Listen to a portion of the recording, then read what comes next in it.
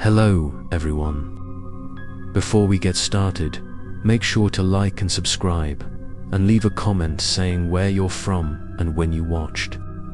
That way, YouTube will continue to show you stories like this. Now, let's get started. Asterisk, my name is Ethan, and I work at a design firm in suburban Portland. My life was peaceful until I bought an old camera at a flea market in late October. The seller said it had belonged to a photographer who had disappeared years before, but I didn't believe in such stories.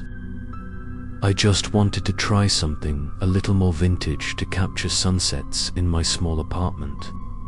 The first night, I pointed the lens out the window, the afternoon light reflecting off the glass, creating a quiet, almost sad scene. I took a few shots and felt satisfied. But when I reviewed the photos, I noticed a faint figure in the far corner of the photo, standing in the park across the street. I thought it was just someone walking around, so I didn't pay much attention. The next day, I continued to try to take a few more shots around the house. When I zoomed in, I saw the same figure again, with the same black coat and old hood. This time, he was standing closer, right across the street, looking straight at my apartment. My heart was pounding, but I tried to convince myself that it was just a coincidence. Still, a cold feeling crept into my heart. I decided to delete the photo, hoping that it would all be over. That evening, I turned on some music and sat looking through old photos on my computer. When I scrolled down, a strange file appeared. It wasn't in the folder I created, but it was the exact format from my old camera. I opened it. The photo was of my own living room, taken from an angle I had never been in. In the middle of the frame, I was sitting on the sofa, looking at the screen. Behind me, through the window, stood a figure, half hidden in the darkness. I felt goosebumps rise all over my body, my hands shaking. I turned off the computer, checked the entire apartment. The door was locked. The windows were locked. No one could get in. I told myself it was probably a duplicate, something that was automatically generated by the photo processing software. But when I looked at my watch, I realized that the photo had been taken exactly 5 minutes earlier. I felt like someone was watching my every move. That night, I couldn't sleep. Every little sound woke me up. As soon as it was light, I took the camera to the photo shop to have it checked. The technician, after looking through the data, said that every photo had the same coordinates, the same time. But the metadata showed a different device name, as if someone was sending the photos to my camera from somewhere else. He advised me to take it to the police, but I just laughed it off. How could I tell them that someone had taken a photo of me while I was home alone? That night, I decided to try again, just to prove that it was all an illusion. I put the camera on the table, pointed it at the window, turned on the timer, and went into the kitchen to make coffee. When I returned, I turned on the camera and looked at the photo I had just taken. Outside the window, the figure appeared again, this time less than a few steps from the glass. His face was still blurry, as if covered by a layer of mist, but his eyes were clearly looking straight at me. I immediately closed the curtains, my heart pounding, fear taking over my whole body. I didn't know what to do other than put the camera back in the box and shove it deep into the closet. But the fear didn't stop. That night, in my dream, I saw myself standing in the middle of a dark room, surrounded by photos of myself in each photo. The figure was getting closer and closer. When I woke up, I found the camera right on the table, even though I was sure I had locked the closet. I tried not to think about it anymore, but every time I opened my phone, I saw new photos appearing in the gallery. They were all shots from inside my house, and the man became clearer and clearer. His face gradually appeared, pale, emotionless, his eyes as deep as a black hole. Sometimes I heard a light tap on the window, but when I looked out, there was no one. I began to fear the light, the click of the camera, fear that every time I saw myself on the screen, he was looking back at me somewhere. I told this story to my best friend Mark. He laughed, saying I must have watched too many horror movies. But I sent him the most recent photo, and after a few minutes, Mark texted back that he had seen that face somewhere before.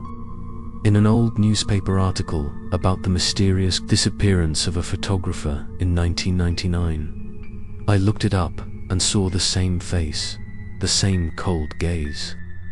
His name was Harold King, who was said to have died when he fell off a cliff during a night shoot. But his body was never found. I sat in silence for a long time. There was only one question that kept ringing in my head. If he was dead, then why did he still appear in every photo I took? After learning about Harold King, I couldn't stop thinking about that name. The story of the missing photographer seemed to stick in my mind like an inescapable obsession. I searched for all the information about him online, but all I could find were a few vague lines. Harold was a man with a strange passion for capturing moments that he believed existed between two worlds, where the soul and the human intersect in a split second. He once said in an interview that he could record the presence of the deceased with light. Then he disappeared while taking photos in a forest near a cliff. The camera was found a few months later, the body broken but the lens intact. And now, it is in my apartment.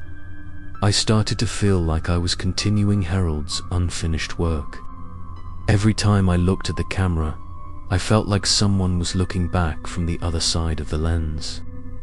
One evening, I left the camera on the table and just turned it on to view the photos, not taking any photos. But among the old photos, a new one appeared. It had no name or specific time. In the photo, I was sleeping on the bed, and Harold was standing next to me, his face pale and his eyes sunken. He tilted his head, a crooked smile, as if he was observing me with satisfaction. I threw the camera hard on the ground, a feeling of fear rising. The next morning, when I woke up, the camera was still on the table, undamaged.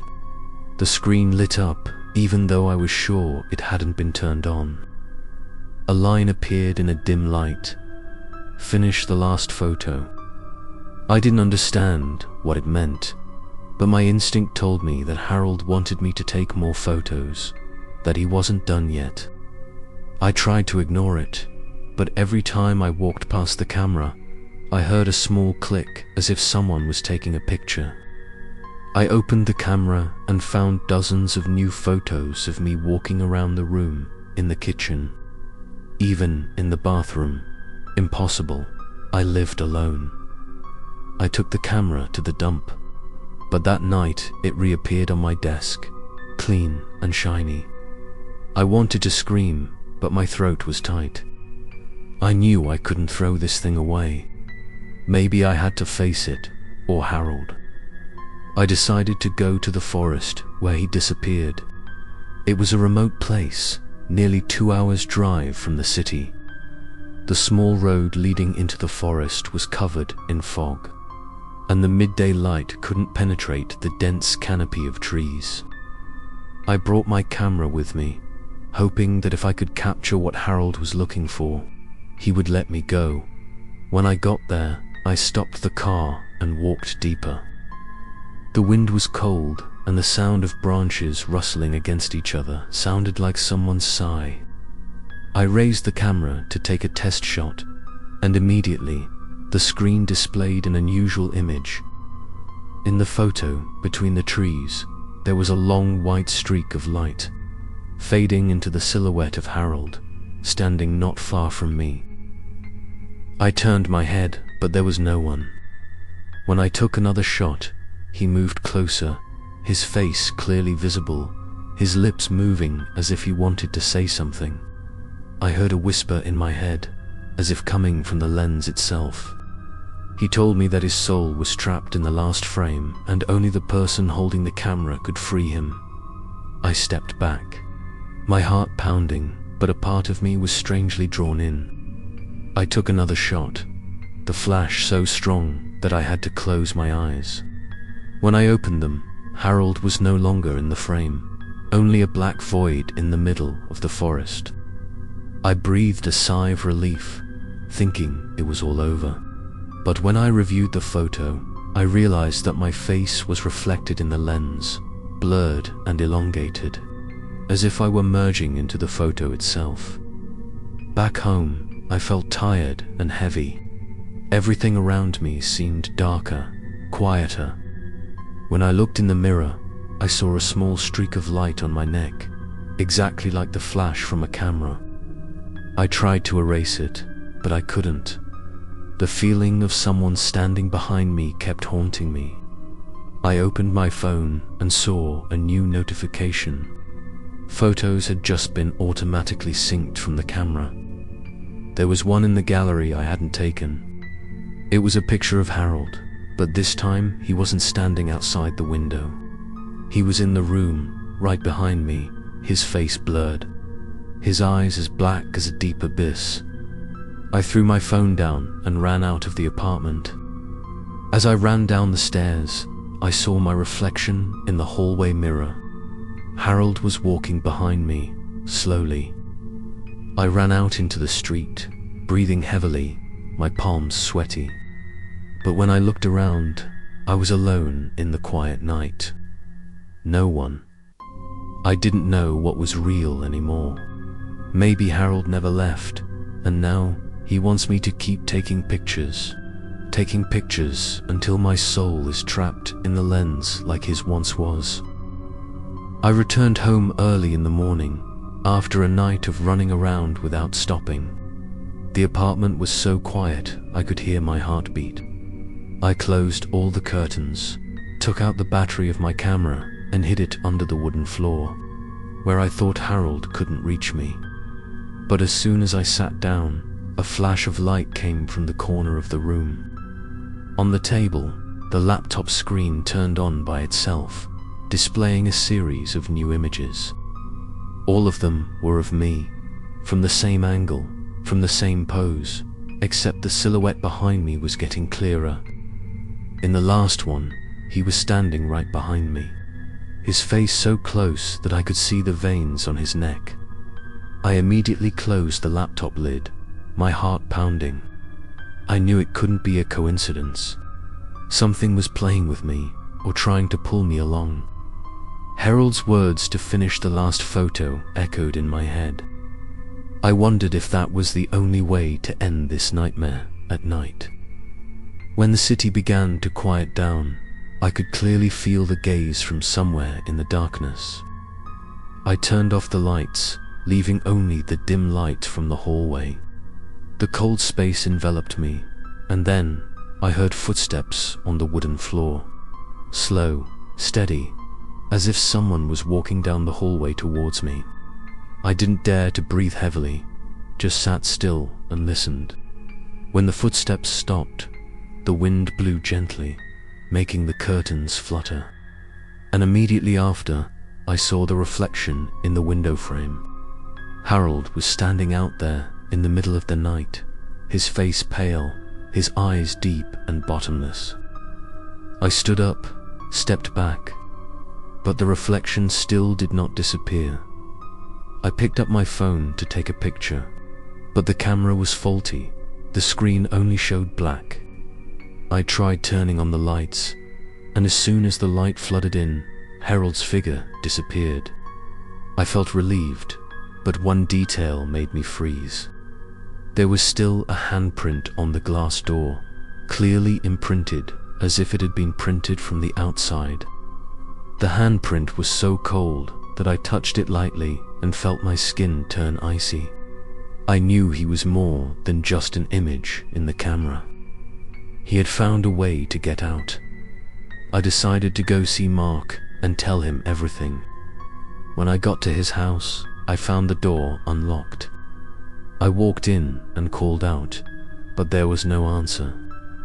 Mark's phone was on the table, the photo app on. The screen showed dozens of photos. In one of them, I recognized my own face, looking back with Harold standing next to me. I gasped, my heart pounding.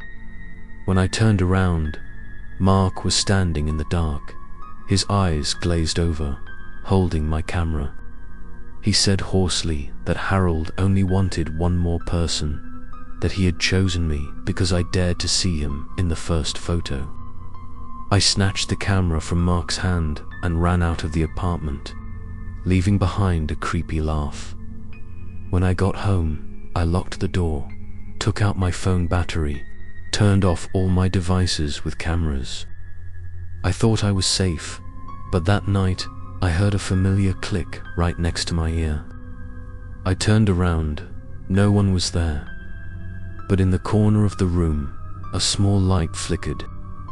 I walked closer and saw the camera lens was open, pointed straight at me, even though I had hidden it on the floor. On the screen, the newly taken photo appeared. In it, I was looking at myself, but behind me was Harold, his hand on my shoulder. I screamed, threw the camera against the wall, but as it fell, I heard a whisper coming from the lens. Harold's voice rang out softly, low, steady, and cold as metal. He said that I could not destroy what connected us, that every time I took a photo, he was more present. I realized I was trapped by the light itself. I tried to smash the camera, but the lens did not break, only reflecting my trembling image. From inside, Harold's eyes stared at me, seemingly smiling. Finally, I picked it up and put it in a drawer, then went outside. I walked for hours in the rain, trying to clear my head. But when I looked in the mirror of a car parked on the side of the road, I saw myself standing there, soaked, and behind me was Harold, approaching. I panicked, ran away, but everywhere there were mirrors reflecting the same image. I didn't know what was real and what was imaginary anymore. Maybe he was no longer in the camera, but right inside all the reflections around me. When I got home, I opened my laptop, intending to send an email to Mark, but saw a new message, sent from an address named Harold King, 99. The content had only one line, "Look back." I turned my head, and in the mirror opposite, I saw myself sitting in front of the screen, and Harold standing right behind. His face no longer blurry, but clear in every detail. I stood still in front of the mirror, not daring to blink. Harold was still there, clearly, standing right behind me. His face was as pale as wax, his lips twisted in a crooked smile. But what scared me most was that he was more than just a reflection. His breath was soft against the back of my neck, cold as ice. I spun around, but saw no one. When I looked back in the mirror, I was alone, sweat dripping from my forehead and my heart pounding in my chest. I fell to the floor, feeling the air in the room thicken, heavy and damp. From the corner of the room, the camera turned on, though I had never put the battery back in.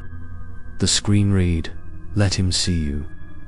I rushed over and pulled the plug, but the lights in the house flickered on and off.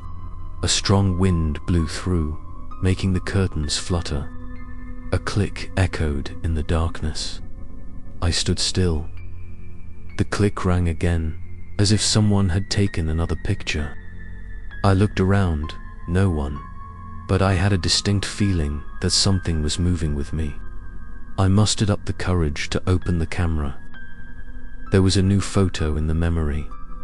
I was standing in the middle of the room, eyes closed, and behind me, Harold was leaning close to my ear, whispering something. I felt a chill down my spine, a faint musty smell permeated the room. I deleted the photo, but after a few seconds, it reappeared automatically. This time, Harold's face was closer. So close that I could see the deep black pupils like a bottomless pit. I couldn't stand it anymore. I took the camera to the old church at the end of the street, hoping to find peace. The priest there was an old man, his face gentle but his eyes filled with anxiety when he saw the thing I held in my hand. He said that there were souls that didn't want to leave, especially those who died haunted. Harold might have used the light to bind his soul, and that camera was the door between the two worlds. He advised me to burn it before it was too late. I thanked him and left, my heart heavy. It was raining as I drove home. The raindrops on the windshield sounded like 1,000 small taps, regular and unfamiliar. I turned on the radio, but instead of music, there was static and broken sounds. Amid the distortion, I heard Harold's voice, steady as if reciting a mantra. I turned the radio off, but the sound still echoed in my ears, as if coming from my own head. I tried to calm myself, but then a flash of lightning appeared outside the window, revealing Harold sitting in the back seat, his face expressionless. I slammed on the brakes, stopping the car in the middle of the road, my heart almost exploding. When I turned back, the seat was empty. I took a deep breath, trying to calm my breathing, and then drove on. When I got home, I was soaked. But it wasn't the rain that chilled me, it was the invisible presence around me. When I opened the door, the apartment was dark, but the camera's pale blue light was still on the table. I walked over, my steps heavy. The screen showed a new photo of me in the car, clearly from the back seat. It couldn't be. I remembered no one was there. I threw the camera to the floor, the sound echoing through the room. The screen flashed, then went black. I thought I was safe, but when I entered the bedroom, I saw dozens of photos scattered on the bed, all of me at different times of the day. From angles I didn't know, I collected them and burned them. But the smell, like burning hair, filled the room. Suddenly, black smoke curled from the ashes, forming into a human shape. Harold appeared, his smile stretching from ear to ear. He said I couldn't escape because he had seen me, and now I had seen him. The bond had been formed, and only one of us could survive. I ran out of the room, but the door slammed shut. Harold's shadow spilled over the wall, moving closer, each step dimming the light in the room. When he touched my shoulder, I felt the cold seep through my skin. I screamed, wrenching my hand away, but he vanished into thin air like smoke. I collapsed, gasping for breath, but when I looked up, in the mirror before me, I saw my eyes begin to darken, my gaze deepening, becoming more emotionless. Harold's voice echoed in my head one last time, whispering that he didn't want to hurt me, just wanted me to be the one to take his place, to hold the camera and continue shooting. I looked up at the mirror, seeing his smile hidden in my face. That night, I sat at the table. In front of me was the turned-off camera. I picked it up, slowly, as if controlled by an invisible force. When I pressed the button, the light flashed, and in that moment, I saw Harold disappear completely. But in the photo I had just taken, the person in the picture was not him. It was me, but with a different gaze, deep and cold like Harold's. The next morning, a faint light shone through the curtains, but I couldn't feel any warmth. The atmosphere in the house seemed to have changed. It was so quiet, it was stifling. I sat at the table, looking at the camera still lying there quietly, like a sleeping creature. I wanted to throw it away or smash it, but some part of me couldn't bring myself to do so. It was like it had become a part of me, a part I couldn't separate. I turned it on, just wanting to make sure it was over. But as soon as the screen lit up, I saw a new picture. It was me sitting in the same position, same angle, same light. The only difference was that behind me there was a door ajar, and in the darkness of that door, a pale hand was sticking out. I turned around, looking towards the hallway. The door was closed. No one was there. I felt my heart stop. I turned off the camera, pulled out the battery, and put it back in the box. But a few minutes later, the click sounded, slow, deep, and damp, as if coming from deep within. I knew the camera was working on its own. I approached, shaking as I opened the box. The lens was wide open like an eye, looking at me, reflecting my silhouette in the pale blue light. I stepped back, but the click sounded again, and a new photo appeared on the screen. In it, I was standing in the middle of the room, and behind me, the hallway door was wide open. I turned around.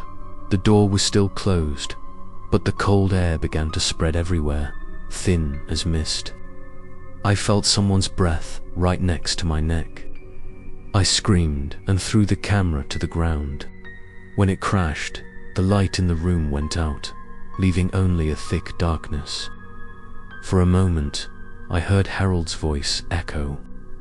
It wasn't his voice, but a long, groaning sound like metal scraping against a wall. I looked for Mark, but since that night, I haven't been able to contact him. The phone was always busy, and when I got to the house, the door was locked from the inside. I knocked and knocked until the neighbors opened the door and looked at me strangely. They said Mark had left a few days ago. The apartment was empty. I didn't believe it, because I had just talked to him yesterday via text message. When I got back to my car, I checked my phone. The message from Mark was still there, but the sender's name was no longer Mark. Instead, it was Harold King 99. I felt like my blood was freezing. That night, I didn't dare to sleep. I sat in the living room, the dim light shining on the floor. Everything was eerily quiet. I heard the wind outside the window, the sound of water dripping from the sink, and in between all that, something like the sound of a camera working. I closed my eyes, but the image of Harold kept appearing in my mind. I remembered the priest's words, only burning it could end it. I gathered up all my courage, put the camera in the middle of the room, poured gasoline on it, and lit it. The flames rose fiercely, red and crackling. I stepped back, watching the camera melt in the bright light. But then, in the midst of the flames, I saw Harold's figure. No longer a ghost, but a real person, stepping out of the light. He reached out to touch the flames, unburned. When he stepped out completely, the room was cold. The flames went out, only black smoke rose. In front of me, Harold stood there, his face no longer pale but identical to mine, every line, every expression. I stepped back, but he took a step forward, his voice echoing as if coming from my chest. "We are one now." I fell to the floor, my head spinning. When I opened my eyes, everything was quiet again. The room had no trace of fire. The camera lay intact on the table, shiny as new. I touched it lightly, and in that moment, I saw my reflection in the lens, but my eyes were different. It wasn't me anymore, it was him. Harold was watching me from inside, waiting for me to press the shutter. I knew I'd lost. I closed my eyes, hearing the final click echo in the cold room the next morning. Neighbors said they saw a flash of light from my apartment at dawn. When the police arrived, all they found was a camera in the middle of the room, the screen displaying a picture. In it, I was standing there smiling, with a blurry figure touching my shoulder behind me. No one knew what had happened, and no one dared to keep the camera. But a few weeks later, it appeared in another second-hand store, clean and functioning, waiting for a new buyer. My story ends on that misty morning, but the camera doesn't stop. It continues to drift through many hands, through many cities, like an object looking for a successor. One winter afternoon, a man named David walked into a thrift store in the suburbs of Seattle.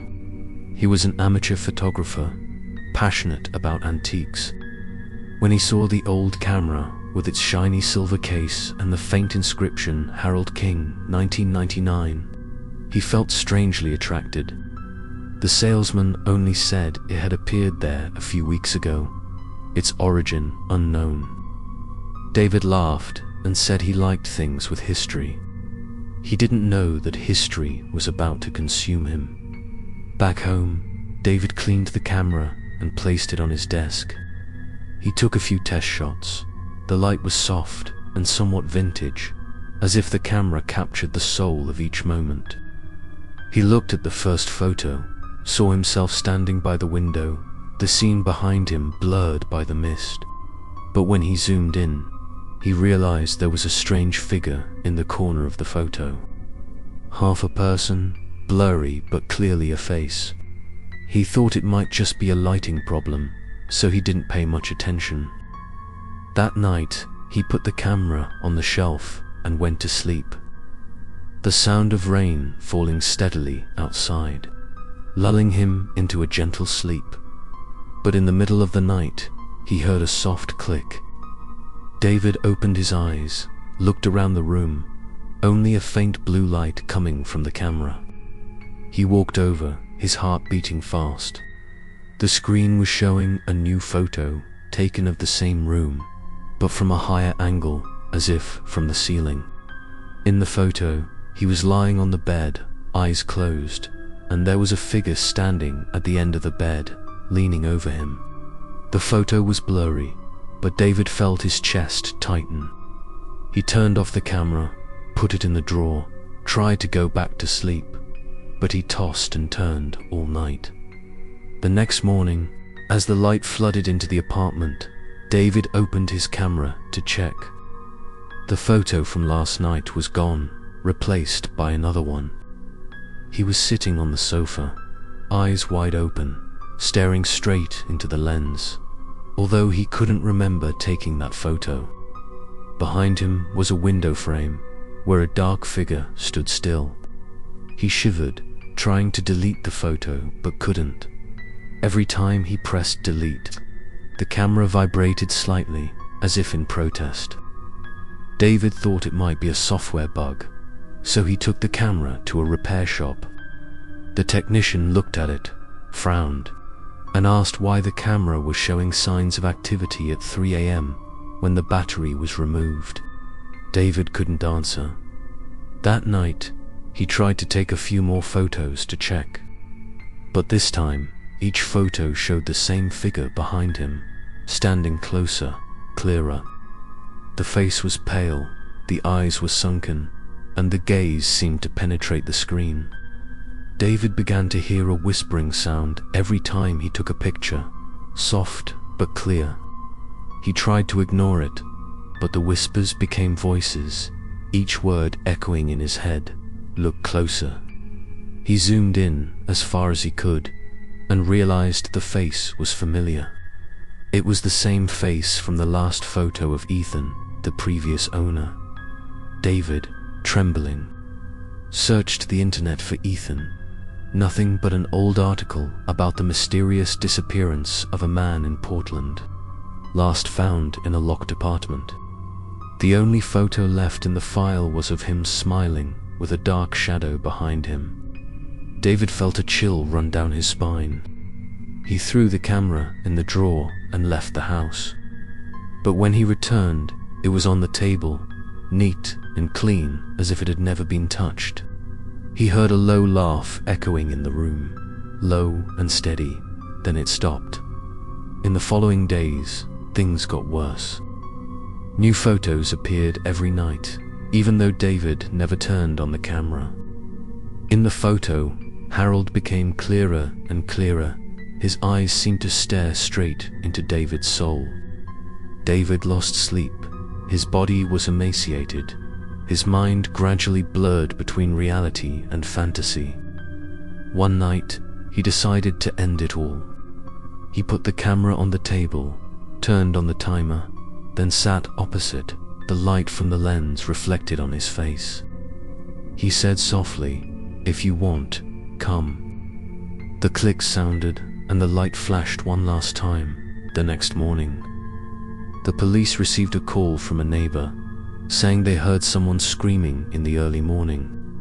When they broke in, they found only an empty room. The camera on the table with the screen lit.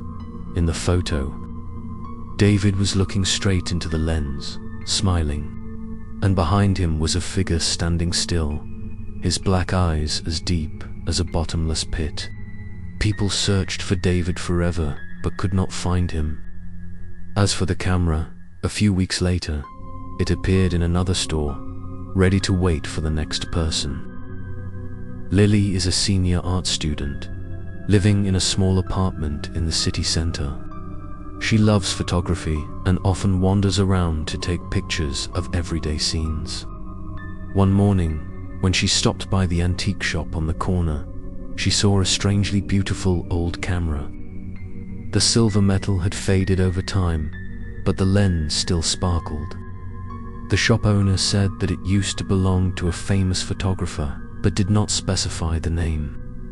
Lily smiled and bought it right away, not knowing that in that moment, she had just opened a door that could not be closed. The first evening, Lily used the camera to take some test shots in her apartment. The yellow light reflected on the wall, creating a warm feeling. She took pictures of the corner of the room, the window frame, and then herself in the mirror. When she reviewed the photo, she laughed because the photo was blurry and slightly off-angled. But in the back left corner, there was a strange figure standing.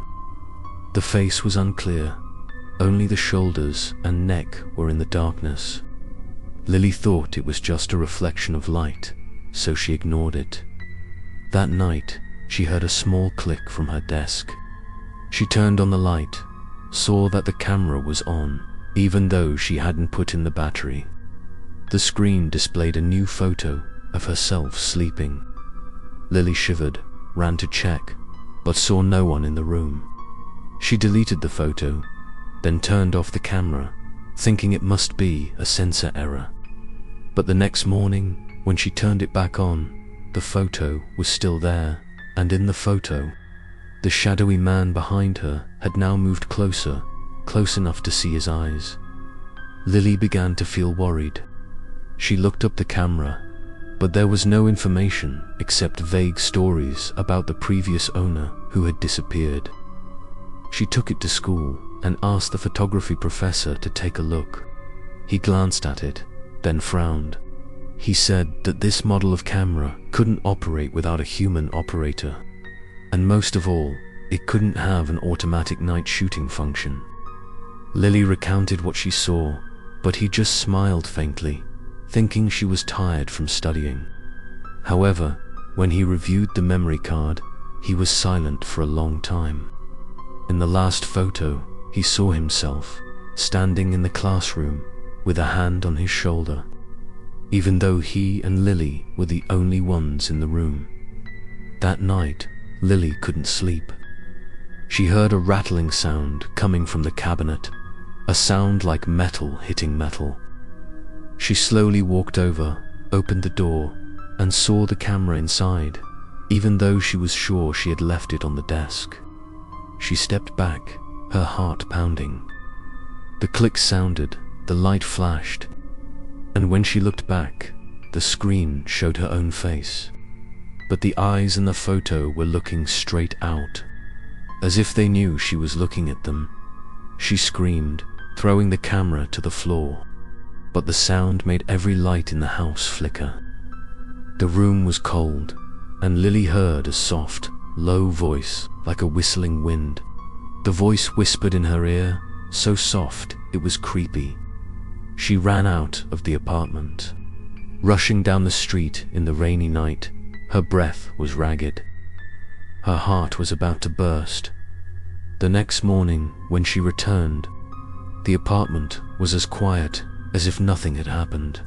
The camera was neatly placed on the table, clean, undamaged. She picked it up with trembling hands, intending to throw it away. But then she noticed a new photo on the screen. The photo was of her standing in this exact position, holding the camera, her eyes sunken, her face expressionless. She put the camera down, stepped back, feeling as if the floor was breathing too. She called her classmate, told him everything, but there was only silence on the other end of the line. Then suddenly, a click sounded on the phone, followed by a strange man's voice speaking very softly, almost from the other side of the lens. She hung up, tossed the phone aside.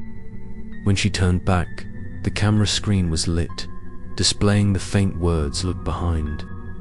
She turned slowly, and in the wardrobe mirror she saw her reflection, along with a man standing close by, his face blurred but his deep eyes staring straight at her.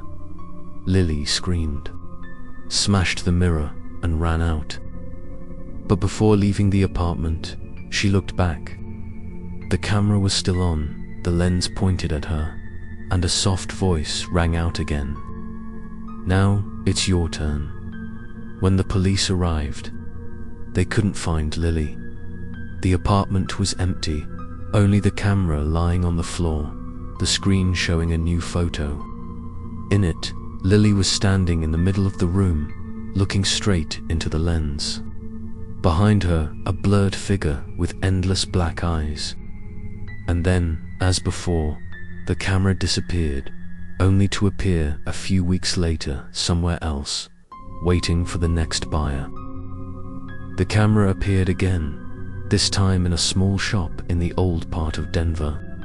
The shop owner said a stranger left it early in the morning and then disappeared. At noon, a customer named Thomas walked in, his eyes stopping right on the shiny silver camera in the glass cabinet. As a freelance photographer, Thomas often collected antique equipment to take more soulful photos. He asked the price. The owner just shook his head and said that no one wanted to keep it for too long. As long as he dared to buy it, he could take it. Thomas laughed, thinking it was just a business trick. So he paid and left. Back at the apartment, Thomas cleaned the camera, feeling the cold metal even though the room was quite warm. He inserted the battery, tried taking a few pictures around the house. The pictures came out very nice. The light was harmonious. The details were strangely sharp. But in the last picture, when he zoomed in, he noticed a blurry figure standing behind the curtain. He stopped, looked around the room, no one. When he opened the window to check, the cold wind blew in, the curtains fluttering. He smiled, telling himself he was being too suspicious. That night, Thomas sat editing photos on the computer. Every time he looked at the last photo, he felt like the figure was moving, very slightly, almost imperceptibly. He blinked, thinking he was seeing things, but when he looked again, the figure was clearer, moving closer to the lens. A cold feeling ran down his spine. He quickly turned off the computer and went to sleep. The next morning, Thomas woke up early to prepare for the outdoor photo shoot. When he turned on the camera, he saw a new photo taken while he was sleeping. The angle was high, the ceiling, and someone was standing next to the bed, looking straight at him. He gasped, his heart pounding, his mind blank. He deleted the photo, pulled out the battery, and put the camera in the drawer. But as soon as he did, a small click sounded, as if someone had just taken another photo. Thomas stepped back, his eyes glued to the drawer. The air in the room became thick, the lights flickered. He opened the drawer, the camera lit up, the screen displayed a new photo. In the photo, he was standing in his current position, still holding the drawer handle, and behind him was a blurry figure, seemingly reaching out to touch his shoulder. He threw the camera hard on the floor, but it didn't break, only making a heavy metallic sound. That night, Thomas went to see his friend Claire, who was also a photography enthusiast. He told her everything, and she just laughed, saying that he must have been too stressed. To prove it, she picked up the camera, turned on selfie mode, and took a test shot. When she looked at it again, her face crumpled. There were 3 people in the photo, her and Thomas, and another man standing behind him, tall, thin, wearing a black coat, his face blurred. Thomas felt his blood run cold, recognizing that the figure was exactly like the man in the Harold King stories he had read. Claire shook as she deleted the photo, but the camera took another one. No one touched the button dot.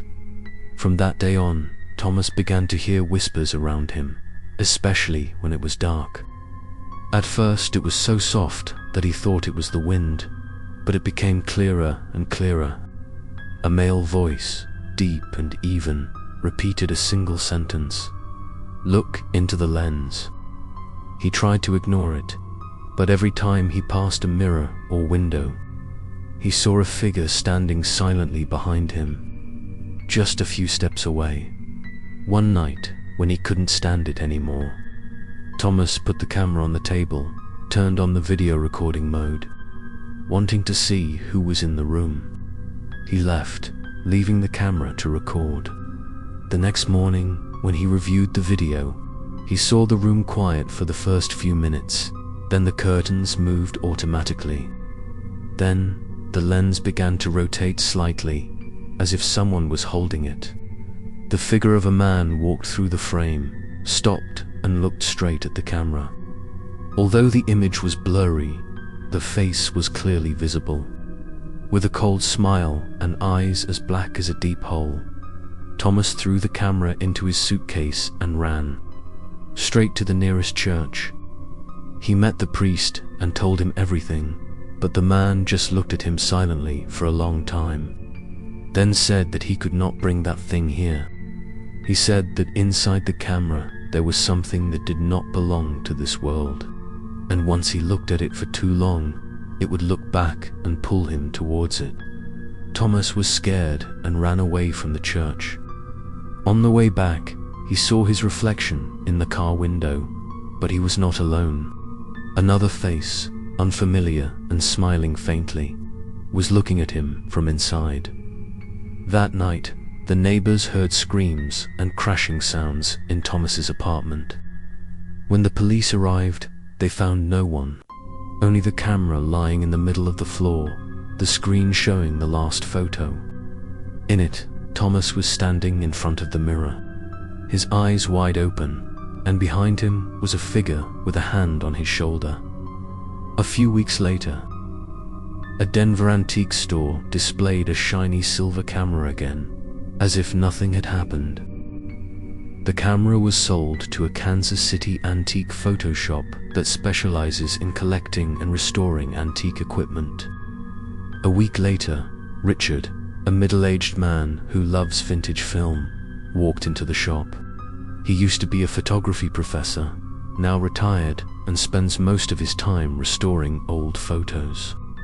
When he saw the silver camera lying quietly in the cabinet, he felt like something was pulling him closer. The shop owner said that the person who brought it didn't leave a name, only that it contained very special photos. Richard smiled, thinking it was an opportunity to try that night. He sat alone in a dark room, turned on the soft yellow light, and placed the camera on the table. He tried taking a few photos around the house, feeling very smooth, as if the lens was guiding him. When he reviewed it, he realized that the quality of the photos was far beyond any device of the time. But there was one detail that made him stop. In each photo, even though taken from different angles, there was still the same blurry streak, like a shadow of a person. He thought it was just a lighting error, so he continued taking photos. Late at night, when he was developing photos in the darkroom, the red light shone on the trays of reflective solutions that flickered. Suddenly, the photo in the tray moved slightly. The blurry image seemed to be breathing, then the face in it gradually appeared. It was a man with deep eyes and a blank look. Richard was startled, spilling the tray of chemicals. He blinked, and the image disappeared. He reassured himself that it was just an illusion because he was too tired. But the next morning, when he reviewed the photo, the face was still there, clearer, more vivid. He used software to blur that area, but no matter how he adjusted it, the face reappeared after a few seconds, as if it wanted to be seen. He tried deleting the file, but the file did not disappear. Only the words automatically saved appeared. At night, he heard a small clicking sound in the living room. It was as regular as a heartbeat, getting closer each time. When he turned on the light, the camera remained still, but the screen lit up, displaying the words "Take more pictures." He sighed, picked up the camera and took a picture of the opposite wall. But when he looked back, instead of the wall, he saw himself sitting at the table, his eyes empty as if he had been sucked into the frame. He felt tired and scared. He told his story to an old friend, a priest who had studied the supernatural. His friend advised him not to look at the camera anymore, because there were objects that not only kept images, but also imprisoned souls. His friend said he had heard of a photographer named Harold King, who tried to use a camera to record the souls of the dead, and eventually disappeared without a trace. Richard shuddered when he heard, because that name was also engraved on the camera body that night. He tried to sleep, but couldn't. He dreamed that he was standing in a dark room, surrounded by hundreds of photographs. Each one had the faces of different people, but their eyes were all on him. When he woke up, he found his house wall covered with photographs, stuck together as if growing out of the wall. In the middle was the largest photograph of himself, but behind him stood a silhouette, his face blurred. He panicked, ran out of the house, intending to take the camera to the nearby lake to throw it away. But when he opened the bag, the camera was gone. He returned, his heart pounding, and on the desk, the camera was there again, clean and shiny. He touched the lens lightly, and in it, his face was reflected, but his eyes were different, cold and deep like a black hole. There was a click, light but clear, and then a flash of light for a moment. The next morning, the neighbor found Richard's door wide open. He had disappeared without a trace. The police found only a wet photograph on the table of him sitting and smiling, with a strange man with dark eyes behind him. They kept the camera for investigation, but a few days later, it disappeared from the archives. No one knew how. A few months later, in another state, a small shop displayed the familiar silver camera, the lens shining like new. The seller only said one sentence: "Be careful when looking at it, because the thing inside is always looking back." My name is Daniel, a reporter for a local newspaper that specializes in writing about strange and unsolved cases.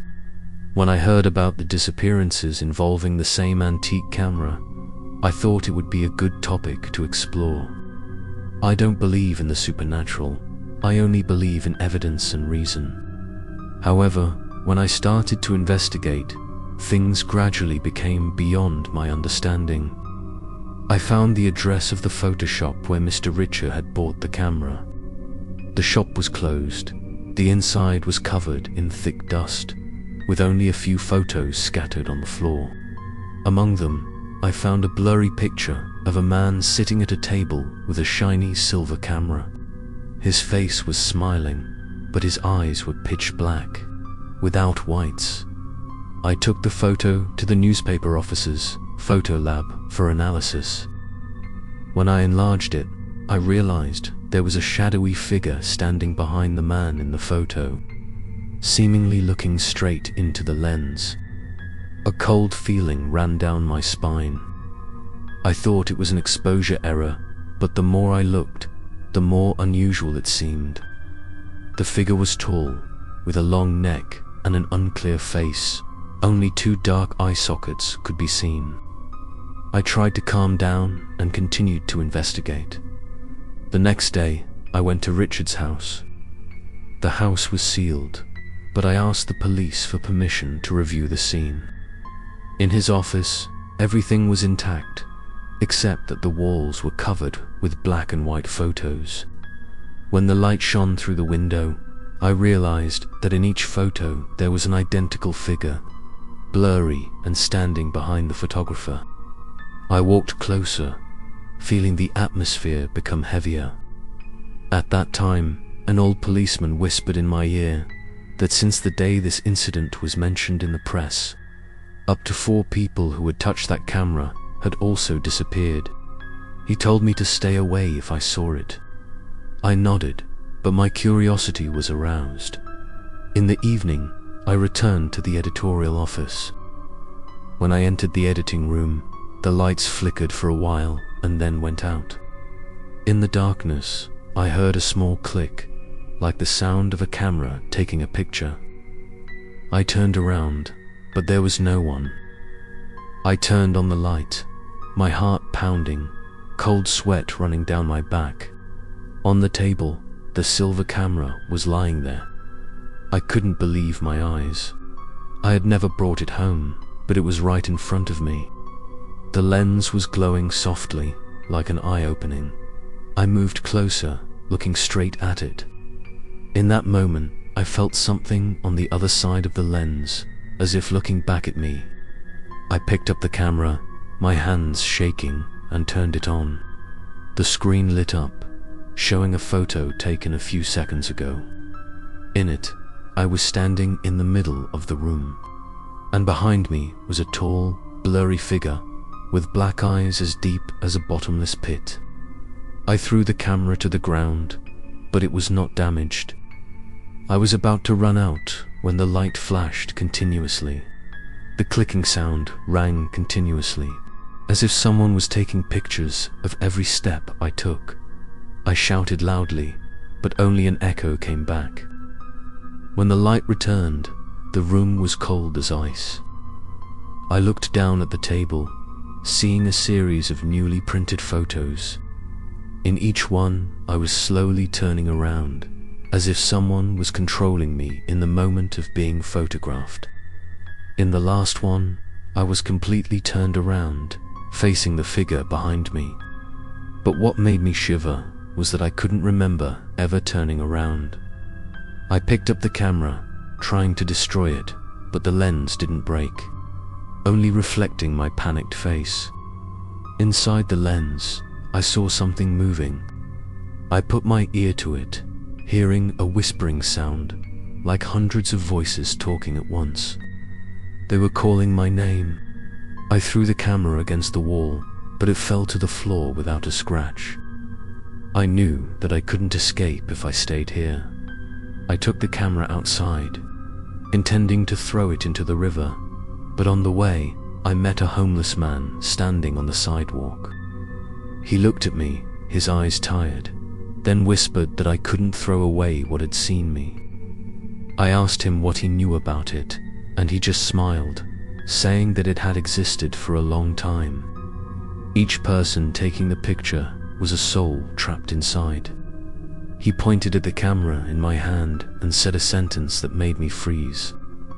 "Don't let it take another picture, otherwise you will be next." I ran. The rain started to fall heavily. Each drop of cold water cut into my skin. When I reached the bridge, I raised the camera to throw it, but the lens flashed, A strong light made me cover my eyes. When I opened my eyes, the screen showed me raising my hand to throw it down. A click sounded again.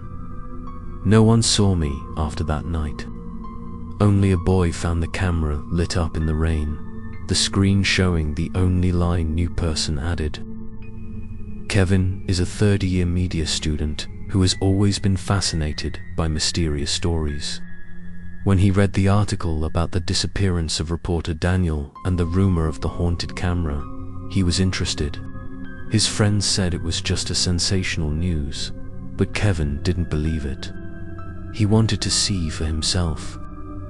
One night, while passing by an antique market, he saw a small shop that was still open. The light inside was dim. Old items were stacked on top of each other, and in the corner of the shelf, he saw it. The silver camera was shining, the dim light reflecting off the cold metal body. The shop owner looked at Kevin with a distant gaze and said, "If you want to keep it, remember not to take a picture of it in the mirror." Kevin laughed, thinking he was just saying that to scare him. He bought it without knowing that the warning was true. Back at the dormitory, Kevin excitedly tried to take a few pictures.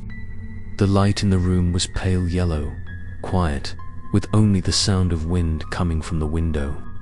He took pictures of the desk, the bed, and finally himself in the mirror.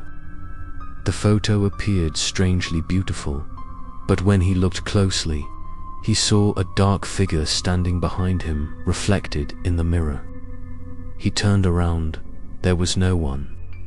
Thinking it was just a lighting problem, he ignored it. That night, he slept soundly until a soft click sounded. Opening his eyes, he saw the camera light up in the darkness. The lens pointed straight at him. Kevin jumped up, his heart pounding, picked up the camera. The screen displayed a photo he had just taken.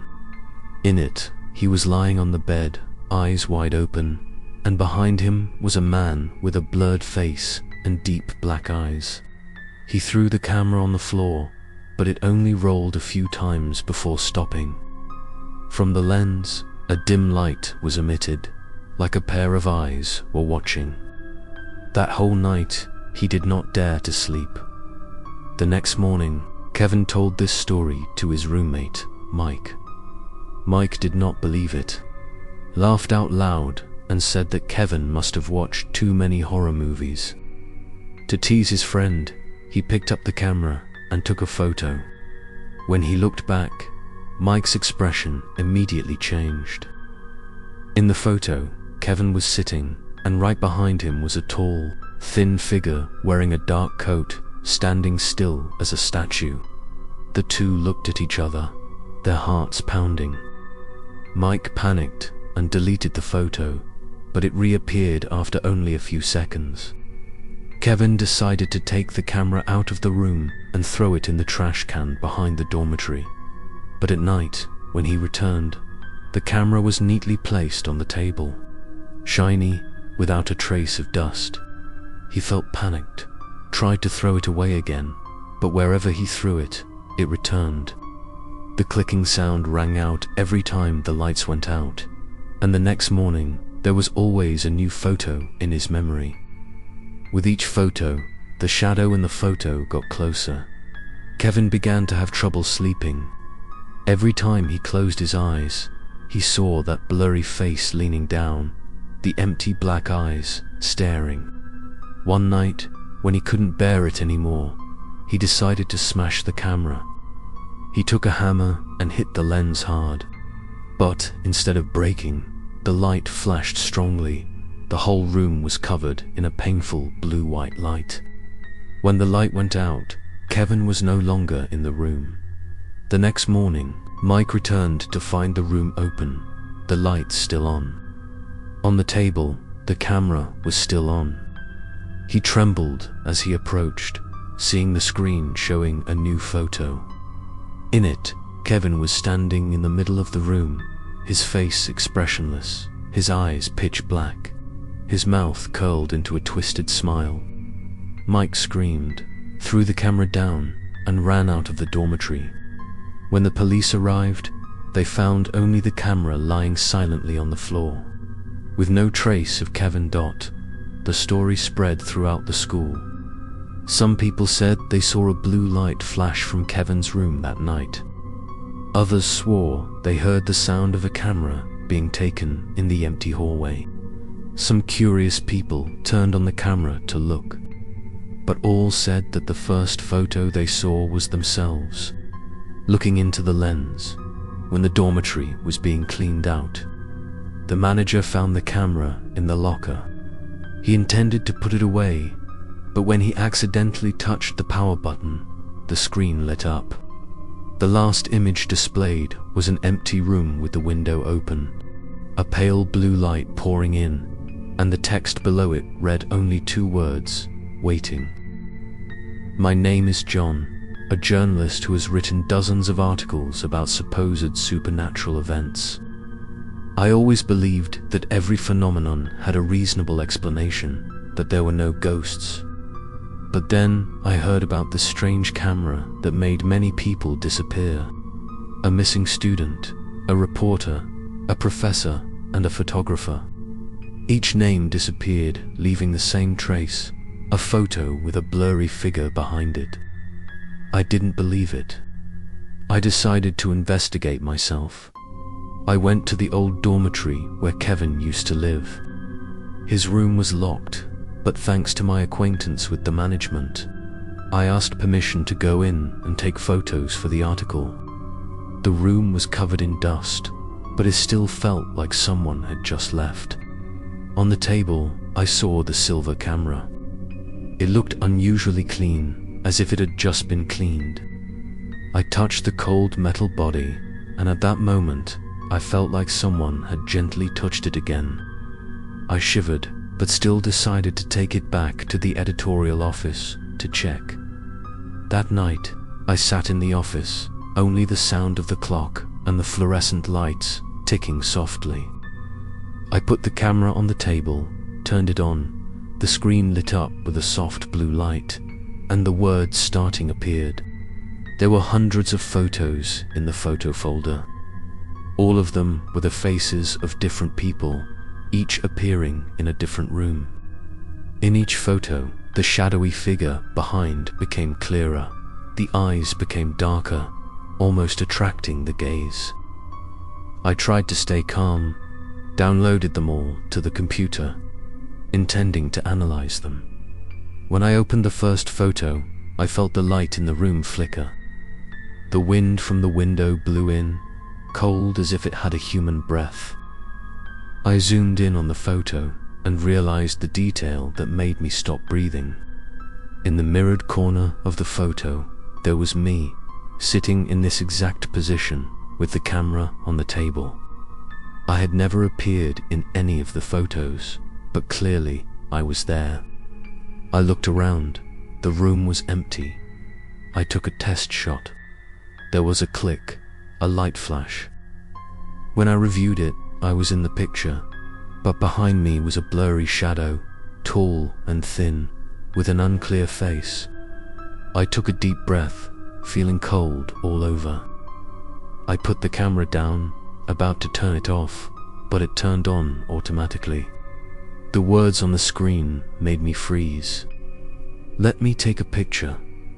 I stepped back, my heart pounding. The lights in the room flickered. The click sounded again, even though I didn't touch the camera. A new picture appeared. This time, I was standing near the door. I looked around, but I hadn't moved. I took another step back. The camera clicked again, and in the picture, I was standing close to the window. I started to panic. I threw the camera to the floor, but it was still on, the lens wide open, reflecting my trembling figure.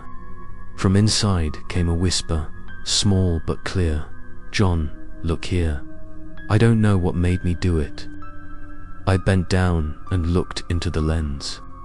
A pair of deep black eyes appeared in them, not mine. I fell back, tripped, and my head hit the edge of the table. In those few seconds, I saw dozens of faces flash by, men, women, students, all with their eyes wide open, as if trapped in the darkness. I heard them whisper the same sentence, "Don't let him take more pictures." I woke up in the hospital, my head wrapped in bandages. The police said I was found unconscious in the office, the lights off, the door locked from the inside. On the table was a camera, the screen displaying a series of new photos. I asked them to show me. In the last one, I was sitting back in my chair, my eyes wide open. Behind me was a figure leaning over, his hand on my shoulder. His face was almost clear, and I realized he was exactly like the man in Richard's photo years ago. I quit my job. From then on, I never dared to use a camera again. But sometimes, in the middle of the night, as I sat in my room, the pale blue light would still flicker on from the corner of the table, and I would hear a faint click, as if someone were taking another picture. The police eventually sealed the camera in the archives, but a few months later, it disappeared.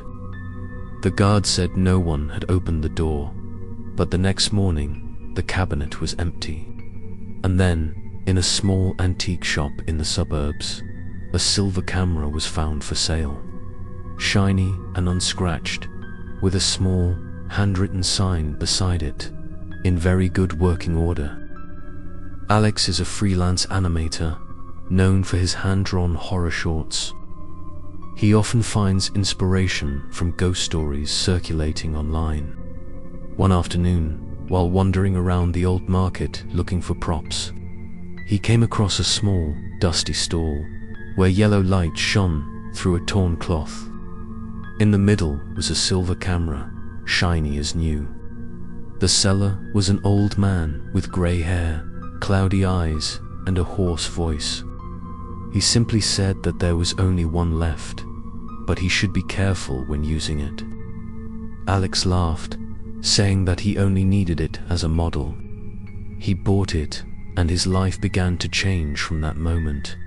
Back at the studio, Alex placed the camera on the table next to the canvases and models.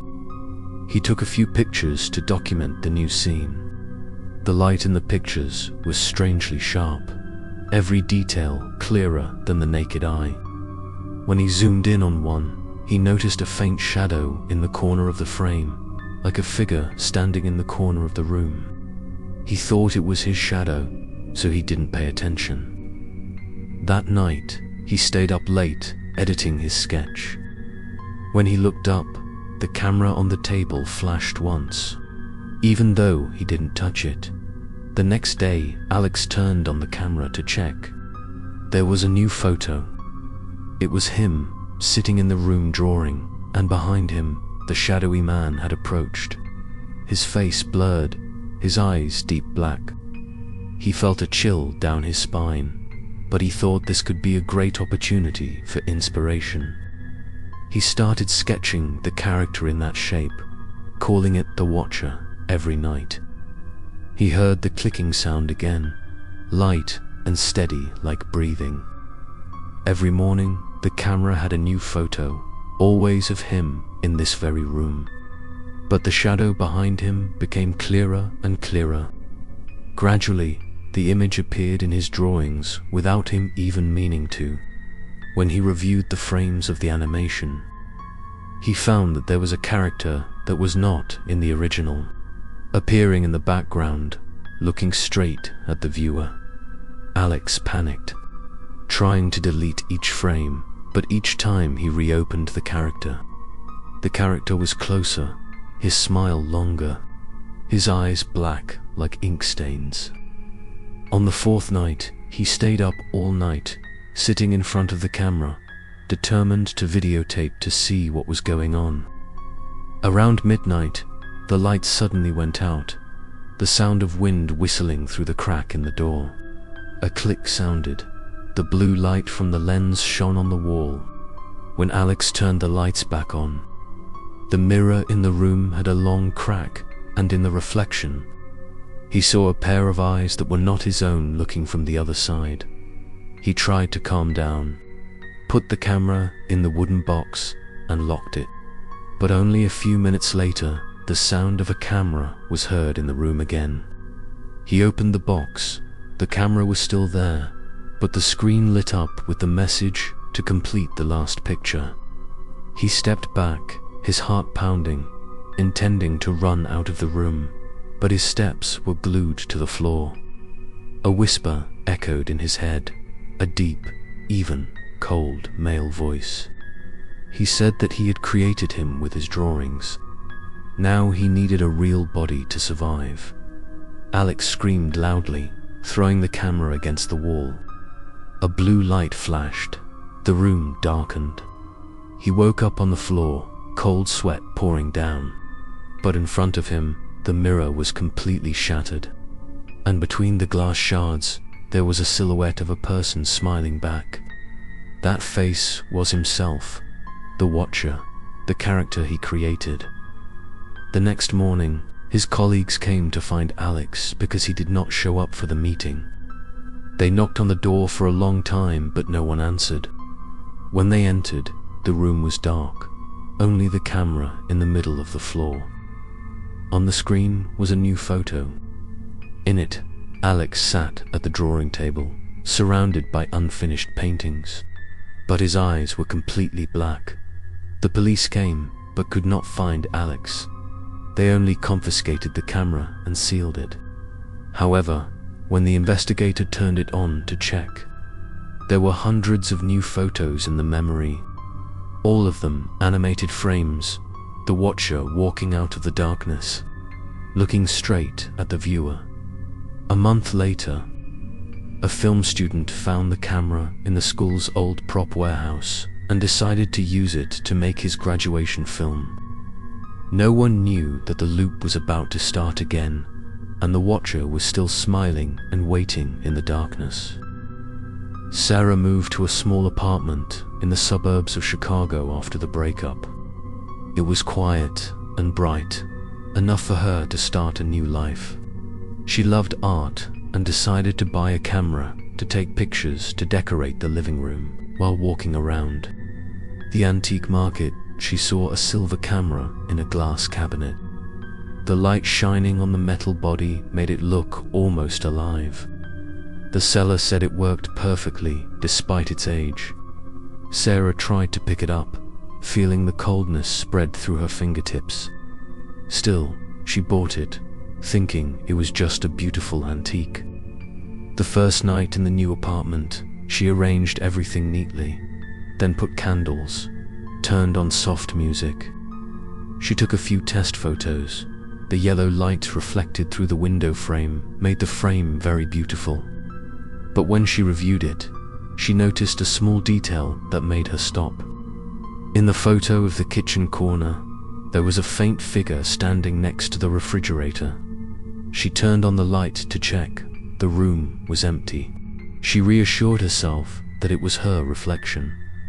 That night, she put the camera on the table and went to sleep. The clock in the living room ticked softly and regularly. Around midnight, Sarah vaguely heard a small click.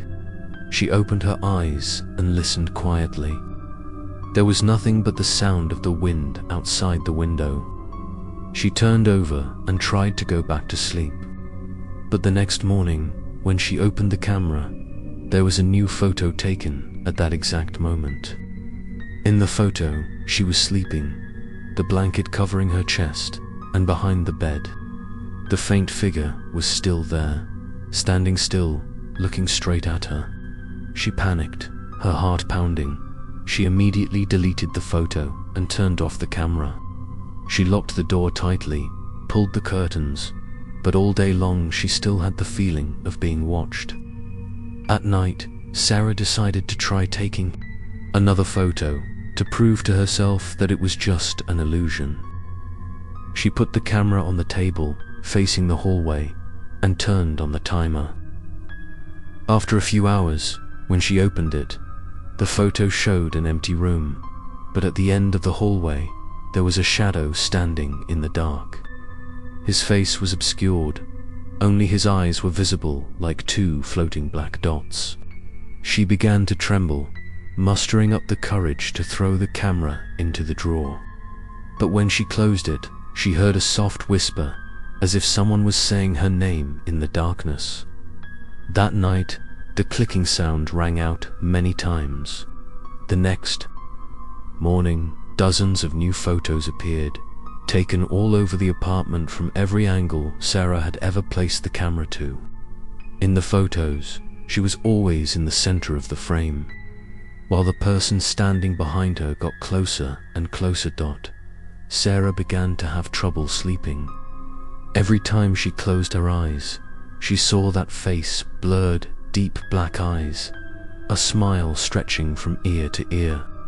One night, unable to bear it anymore, she called her best friend Anna to sleep with her.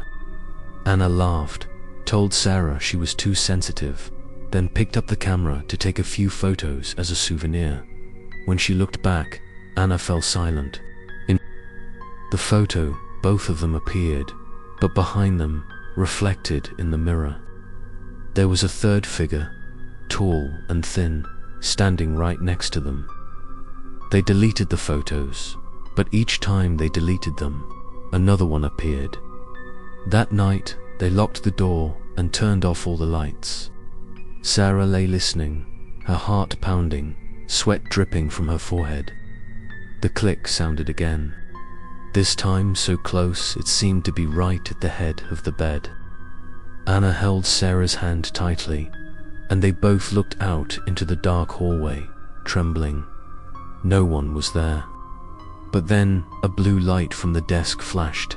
The camera turned on automatically. The lens swiveled slightly, pointing straight at them. She screamed, throwing the camera hard against the wall. There was a loud crash, then silence. They both gasped. The light in the room flickered and went out.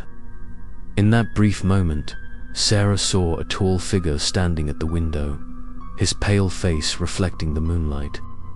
When she turned the lights back on, he was gone. The next morning, Anna left, saying she would never return to that apartment. Sarah packed her things, intending to move immediately. But before she left, she heard something coming from the closet, a slight metallic clang. She opened it, and there was the camera, unscratched, shining like new. The screen turned on, showing a new photo.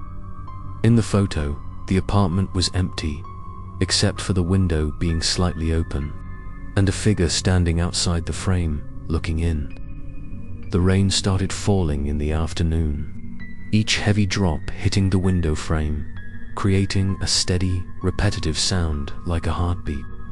Sarah packed her things, planning to leave the next morning. The apartment was now filled with a strange silence. The sound of the wind whistling through the cracks between the rain and the sound of the rain. She sat on the chair, staring at the wooden box where the camera was kept. She tried to throw it away 3 times, but it always came back. Believe it or not, she knew that she could not win against something that did not belong to this world. Night fell. The pale yellow streetlights through the curtains, creating faint streaks of light. Sarah sat silently, trying not to think about anything. The steady sound of the rain made her sleepy. But then, amid the rain, another sound rang out, light but clear. A click. She startled, looked up, and looked around the room. No one was there. She walked over to the box, opened the lid. The camera lay still, but the screen lit up softly, emitting a faint blue light. The words on it made her freeze as she looked at it. She stepped back, her heart pounding. The wind blew through the crack in the door, causing the curtains to flutter, and raindrops splashed onto the floor. The click sounded again and again in rapid succession, like the heartbeat of a living creature. Sarah picked up the camera with trembling hands, her hands cold. When she opened the photo gallery, she saw a series of pictures taken in the past few minutes. In all of them, she was standing in different positions in the room, as if someone had taken a picture of her without her knowing. The last one made her shiver. In the picture, she was looking straight into the lens, a faint smile on her lips, but she didn't remember doing so. Behind her, the window was slightly open, and in the rain, a figure stood still, its black eyes as if all the light had been drained. Sarah threw the camera to the floor, but it bounced back, sliding down, stopping at her feet. The blue light from the screen reflected off her face, illuminating the fear spreading in her eyes. She opened the door, intending to run outside. The rain was pouring in coldly, but the click sounded again, this time from behind her. She turned around and saw the camera rotating its lens, pointing straight at her. The screen flickered, each frame changing continuously, as if recording a video. A soft voice sounded from inside, whispering like wind past Sarah's ear. A familiar voice, low, like Harold's, someone she had heard stories about in the past. He said, "The light will bring you back to me." She screamed, but the sound was swallowed by the sound of the rain. The black figure outside the window drew closer, lightning flashing, illuminating a pale face with hollow eyes. Sarah stepped back, her hand gripping the camera. She pressed the shutter, the light flashed blindingly, and then all was quiet. When morning came, the rain had not stopped. The neighbor knocked on Sarah's door, but no one answered. When they opened the door, the apartment was empty. Everything was still neat, except for a silver camera lying on the table. The screen displayed a video playing, the sound of rain mixed with the steady clicking sound. In the video, Sarah was standing in the middle of the room, her hair wet, her eyes blank, staring straight into the lens. Behind her, a figure in the rain was moving forward. When the police arrived, they copied the video for investigation. But each time they played it back, the image became more distorted. At the end, Sarah turned her head, looking straight at the viewer, a smile slowly spreading across her face. The police stopped the video there, but the clicking sound continued to echo through the speaker, soft, steady, never stopping. A few weeks later, the camera disappeared from the evidence room. An employee said that the night before, they heard the sound of rain even though it was dry outside. The next morning, in the storage room, there was only a small watermark and a wet handprint on the tabletop. As for the camera, people saw it for sale in a second-hand shop in the old market, shiny as if it had never been wet by the rain. The rain in the city had just stopped when David's group of friends planned a weekend camping trip. There were 5 of them: David, Rachel, Mark, Lucy, and Ben. All of them wanted to leave the suffocation of daily life to find some peace in nature. David brought a silver camera that he bought from a small antique shop near the old town. He boasted that he would use it to capture beautiful moments during the trip. No one knew that it was the camera that had made so many people disappear. That afternoon, they set up a tent by a lake in the middle of the forest. The calm water reflected the red sky. The campfire was burning brightly. The heat made everyone feel comfortable. David took pictures continuously, the clicking sound mixed with laughter. Everyone joked that he should become a professional photographer. But when reviewing the first photos, Rachel realized something strange. In the photo of the group standing by the lake, far away on the other side of the bank, there was a tall, thin figure looking towards them. Everyone confirmed that no one was there when the photo was taken. David thought it was probably the reflection of the tree, so he ignored it. As night fell, everyone gathered around the fire, telling old stories, singing a few songs. The sound of insects echoed in the cold air. Then a click sounded, No one touched the camera, but the camera was still on, automatically turning on the flash. David picked it up and looked at the screen. A new photo had just been taken. In it, the group was sitting around the fire, but the tall figure was now right behind them, close enough to touch. The atmosphere became heavy. Lucy trembled and told David to delete the photo, but as soon as he pressed the button, the camera vibrated, displaying the words, "Cannot be deleted." They began to worry, but tried to reassure each other, saying it was just a technical error. They put out the fire and went into the tent. The wind whistled softly through the canopy, mixed with the sound of water dripping from the branches and leaves, around midnight. Rachel woke up with a start because she heard footsteps outside the tent. She sat up and held her breath, listening. Outside, a small click sounded, followed by steady breathing, very close. She gently pulled the tent zipper open and looked out, a dim blue light shining on her face. The camera was right in front of the tent, the lens pointed straight at her. She screamed, waking everyone up. David ran out, picked up the camera, but couldn't turn it on. When he was about to check again, the screen automatically lit up. A new photo appeared. In it, Rachel was looking out of the tent, and behind her was a long black hand reaching out. The group decided to leave that night. They packed up in panic. When they reached the edge of the forest, Ben realized that Mark was no longer behind. They called out for a long time but got no answer, only the sound of clicking from deep in the forest. When David turned back, he saw the camera in his hand light up, displaying a new photo. In the photo, Mark was standing in the middle of the forest, his face blank, his black eyes as if all the light had been sucked out. They ran out of the forest. When they reached the main road, there were only 4 people left. David threw the camera to the ground and smashed it with a rock, but it was not damaged at all. The screen lit up, showing the words taken. A cold wind swept by, carrying a musty smell. Rachel burst into tears, begging him to throw it away. David threw the camera into the lake. The sound of water echoed. They stood silently watching the waves spread.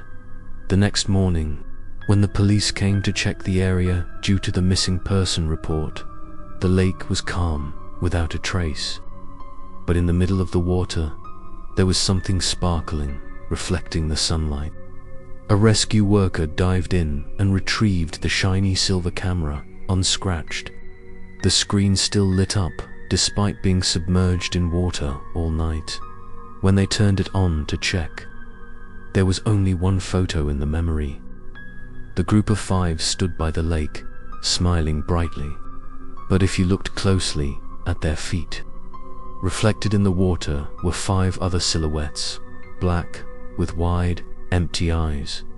The camera was again missing when it was returned to the police station. A week later, it was found in the trunk of a stranger passing by the campsite, and he was never seen again. Michael is an experienced photographer, living alone in a small apartment in the suburbs of Boston. He used to work for a museum, restoring old photos that had faded with time.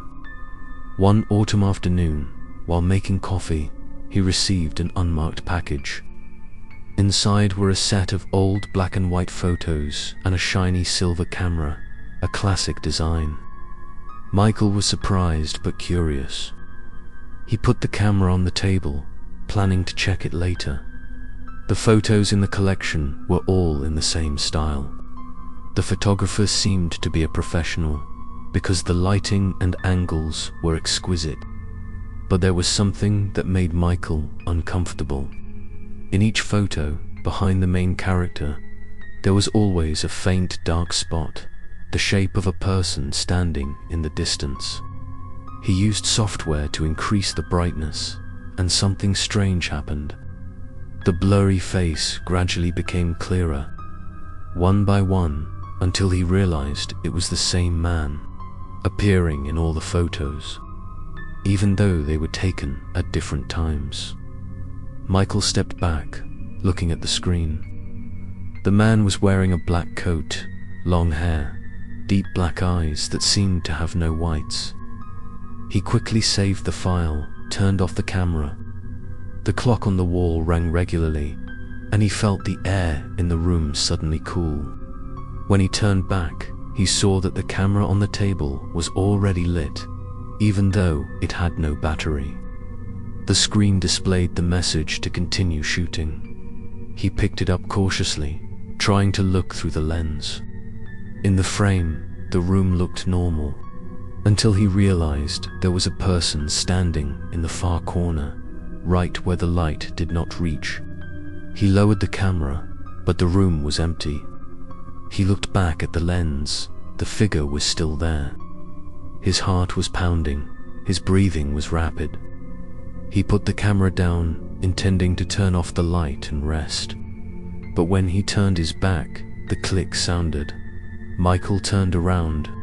The camera was still, but there was a new photo on the screen. It was himself, standing with his back turned, just as he had been a few seconds before. He shivered and deleted the photo, but it did not disappear. The words below were saved. He tried to calm himself down, telling himself that it was probably an automatic system. He turned off the computer and went to bed, but he could not sleep all night. Around 3 in the morning, the clicking sound rang out again. He turned on the light and looked around the room. Everything was quiet except for the pale blue light from the camera. He approached, his heart pounding. The screen displayed a video of him sleeping. A tall, dark figure stood motionless at the edge of the bed, his head slightly tilted towards him. Michael shook as he turned off the camera, but the video continued to play, and a soft whisper echoed in the room. Almost inhuman. The next morning, he took the camera to the store to check it. The old owner looked at it for a long time and then turned pale. He said he had seen the camera many years ago, and that everyone who touched it had had problems. He advised Michael to throw it away. Michael remained silent, feeling something urging him to keep it. That night, he placed the camera on the table and looked into the lens again. This time, instead of a room, he saw a long, dimly lit hallway with photos he had restored hanging on the walls. At the end of the hallway, the man in black stood there, smiling. Michael was startled, dropping the camera to the floor.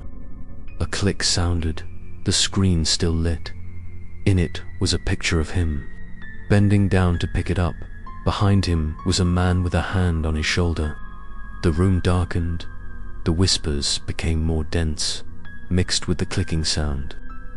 The next morning, the police were called because neighbors reported strange noises throughout the night. When they entered the house, Michael had disappeared.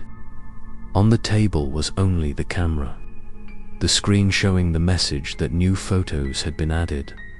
A week later, the museum where Michael used to work received a package. Inside was the last photo. In it, Michael was sitting at his desk, his eyes deep black, his smile cold. Next to him was a silver camera. On the wall behind him hung old photos, all of which had the same silhouette standing in the dark. The camera then disappeared. Over the years, it appeared sporadically in auctions, always shiny and working perfectly. No one knew who sent it, but every time someone bought it, a few months later, they disappeared without a trace. Daniel is an avid antique collector. He often attends auctions around the country to hunt for rare items, and this time he noticed something special. The catalogue listed a silver camera that once belonged to photographer Harold King, who was said to have mysteriously disappeared in the last century. When the staff brought the item out, the light shone on the metal body, making it radiate a cold light. as if it had its own soul. Daniel raised the sign to buy it, winning easily because no one else dared to bid. An older man sitting in the back row whispered just enough for him to hear that he shouldn't take it home. That night, Daniel placed the camera on the desk in the collection room. He gently rotated the lens, wiped off the dust, and tried pressing the shutter button. The click sounded, a familiar yet strange sound, as if it were coming from far away. He checked the screen again, only darkness. He tried taking more pictures, but every time, only blurry black patches. When he was about to turn off the camera, the screen lit up with the words, "Saved." He frowned and opened the memory. There were hundreds of photos, all blurry, but if he looked closely, he could make out the silhouette of a person. Each photo had a person standing with their back turned, the same pose, the same scene. But in the last one, the person turned their head, their face blurred. Daniel was a little scared, but still thought it was just a coincidence. He closed the camera and went to sleep. In the middle of the night, a clicking sound came from the collection room. He jumped up, took the flashlight, and walked towards it. The door to the room was slightly open. A pale blue light was shining out. He walked in. The camera was in the middle of the table. The lens was facing the door, as if someone had just placed it. He opened the screen and saw a new photo. In the photo, he was standing in the same pose as now, holding the flashlight. His eyes were surprised. Behind him, a long black hand reached out from the dark corner. He turned around quickly. The light shone into the empty corner of the room. The air was cold. The smell of mold spread. He tried to calm down, turned off the machine, and put it in the locker. The next morning, when he checked it again, it was on the table, shining like new. In the memory, there were 3 new photos of himself sleeping. In the last photo, his face was blurred, his eyes closed, his lips slightly curved in a smile. The following days, things got worse. His assistant, who had also held the machine to clean it, suddenly fell ill. He was delirious, constantly saying that someone was taking pictures of him. Daniel tried to stay calm, but he was starting to panic. He took the machine to an antique equipment expert to have it checked. The old engineer looked over, was silent for a long time, then said that the machine had no circuit or power source, but its lens reflected light as if it was working. He refused to keep it and advised Daniel to destroy it immediately. That night, Daniel took the machine to the empty lot behind the house. He put it down, picked up a hammer, and was about to hit it. But before he could, a blue light flashed, shining directly into his eyes. He stepped back, stunned. When he opened his eyes, a series of images appeared in the air before him, like running slides. In each image, he saw himself, older, thinner, his eyes lifeless. A soft voice rang in his ear, unable to destroy the thing that had taken his picture. He knelt down, frightened. The camera fell to the ground, emitting a deafening click. The screen displayed the last line of text, the last untaken photo. He stepped back, but the blue light spread throughout the space, drawing him into the circle of light. The click rang out once more, then stopped. The next morning, the police found Daniel's house empty. On the table was a silver camera, the screen displaying a single photo. In it, Daniel was standing in the middle of the dirt, surrounded by blue light, smiling quietly, eyes wide open. The camera was sent for examination again, but 3 days later, the investigator disappeared. In his room, all that remained was the camera and a new photograph of him looking straight into the lens. In the bottom corner of the photo, a message appeared. The next round of shooting had begun. Thomas is a paranormal researcher who has worked with the police on many strange cases. He does not believe in ghosts, but believes that all mysteries are hidden in undiscovered physical laws. When he heard about the silver camera that caused a series of disappearances, he immediately asked permission to take it to the lab for analysis. The investigators handed the object back to him with a warning not to turn it on at night. The lab is located in the old basement of the university, where there is only the steady hum of machinery and a faint smell of chemicals. Thomas placed the camera on a steel table, turned on the recording system. He put on gloves and used an energy meter to check. Everything was normal at first, but when he pointed the ultraviolet light at the lens, the device detected weak electric waves oscillating inside. It was as if something was reacting. He frowned and moved closer. The lens suddenly flashed, reflecting his eyes. A chill ran down his spine. He turned on the light more intensely, trying to capture everything. But then, the screen said it was rebooting, even though he hadn't touched it. The first line that appeared said, "See the last photo." Thomas paused, thinking for a moment. Curiosity overcame his fear, and he opened the memory. There were hundreds of photos on the camera. All of them were of people who had held it. He saw the faces of Daniel, Sarah, Kevin, and many others he had read about in the files. They all had the same blank stares, a shadowy shadow behind them. He flipped through each one, his heart beating faster as he felt the light in the room slowly fading, as if the energy was being sucked out. When he reached the last one, he stopped. The image wasn't completely visible, just a black background with the words loading. He waited a few seconds, and then the image began to appear. In the photo was his own lab, with his workbench, his equipment, and the camera in its proper place. But what froze him was the image of a man standing behind him, wearing a black coat, his face obscured. Thomas turned slowly. The room was empty. He turned back to look at the screen. The person in the photo had moved closer, so close that they were almost touching shoulders. He sucked in a breath, feeling a cold breeze brush against the back of his neck. He tried to turn off the camera, but the controls didn't respond. The lights in the room flickered, the clicking sound becoming more and more frequent. The camera took a series of photos, the screen flashing new ones.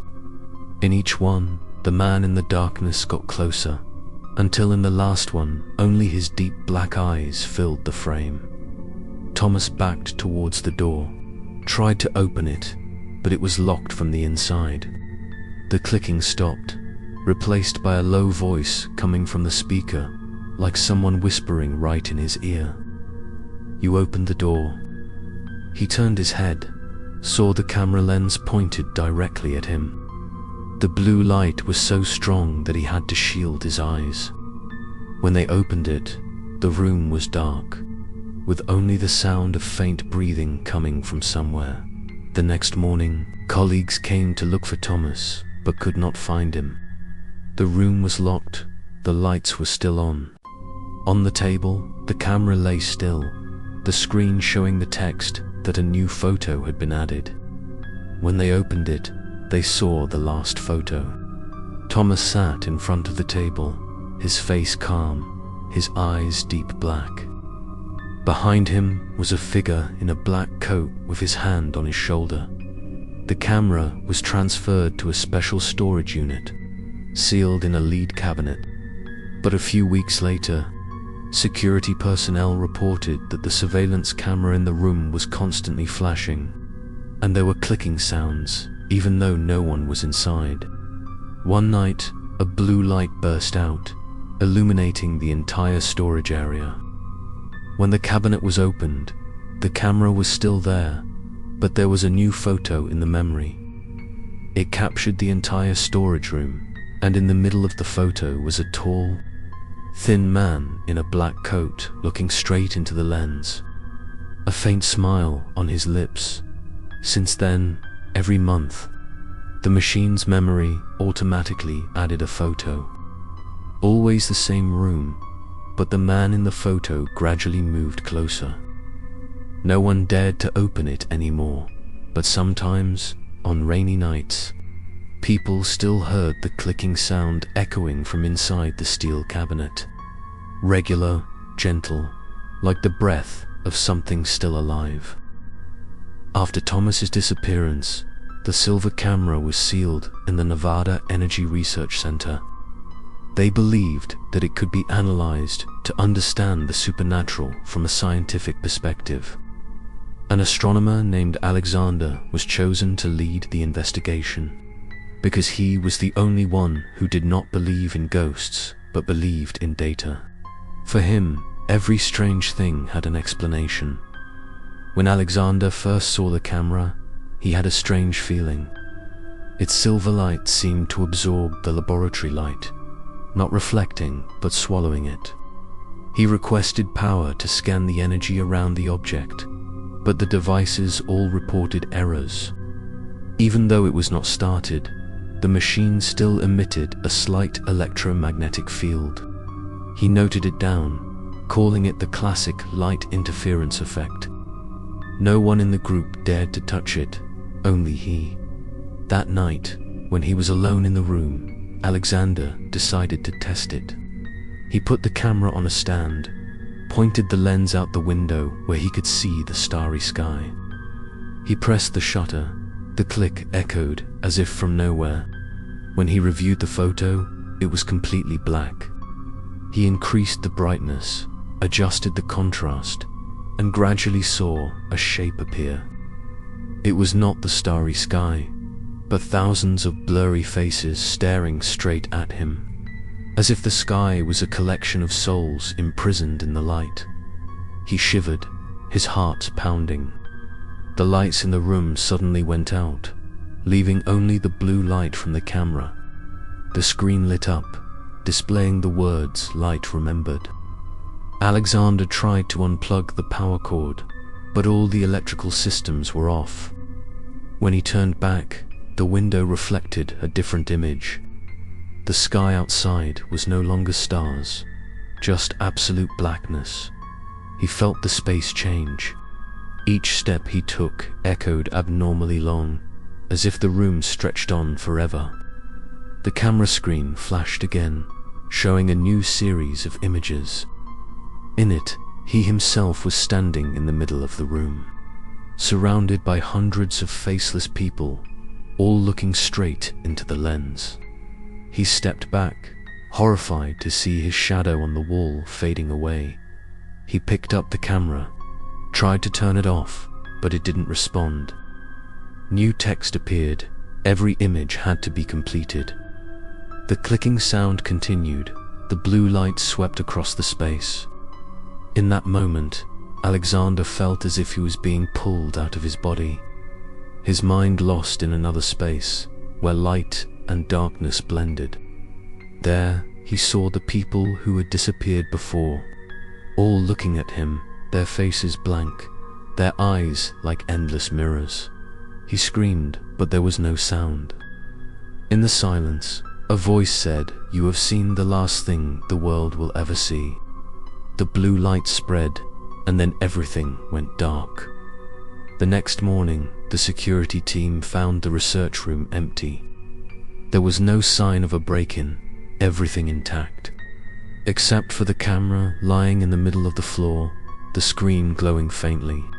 In memory, there was only one photo, a picture of the entire planet seen from orbit. But instead of the blue of the Earth, the photo was covered in ash gray, and on the surface were millions of small black dots, like souls trapped in silence.